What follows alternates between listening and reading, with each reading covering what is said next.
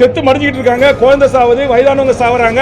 Attention create பண்ணணும், விஜய் பேச்சை நிறுத்துங்க, இந்த பக்கம் திரும்புங்க என்பதற்காக கூட அந்த கூட்டத்தில் வந்த எவனோ ஒருவன் கவனத்தை ஈர்ப்பதற்கு தெருப்பு தூக்கி வீசியிருக்கலாம். எங்க விஜய் வரணும், எங்க விஜய் பிரச்சாரம் செய்யணும், இதுக்காக நீங்க ரத்து செய்யக்கூடாது, நாங்க இருக்கிற உங்க பக்கம், I with stand with Vijay you அப்படின்னு ஸ்டாண்ட் பண்றீங்க. இந்திய அளவில், தமிழ்நாடு அளவில் என்ன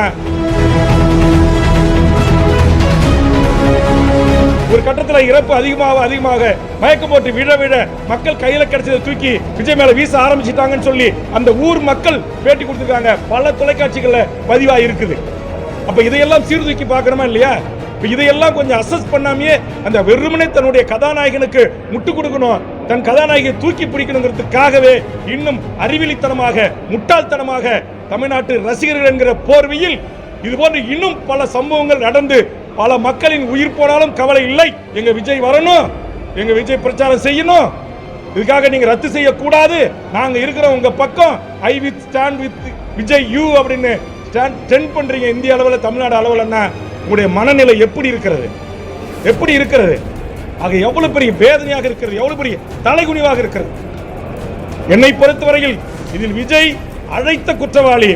ஆனால் விஜயை விட இப்படி அறிவெளித்தனமாக இந்த முட்டாள் ரசிகராக இருக்கிற தமிழ்நாட்டு மக்களை நான் குற்றம் சாட்டுகிறேன். மக்கள் திருந்த வேண்டும்.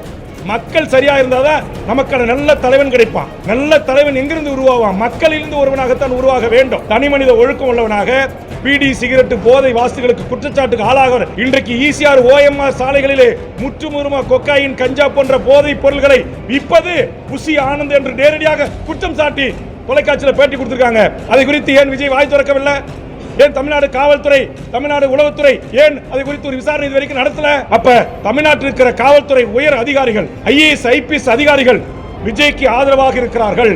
மாண்புமிகு முதலமைச்சர் அவர்களே, உங்களோடு இருந்து கொண்டு உங்களுக்கு எதிராக RSS ஓடு கைகோத்திருக்கிற பல அதிகாரிகளின் சூழ்ச்சிகளும் இதில் அடங்கியிருக்கிறது. நீங்கள் மிக உஷாராக இருக்க வேண்டிய தருணம்.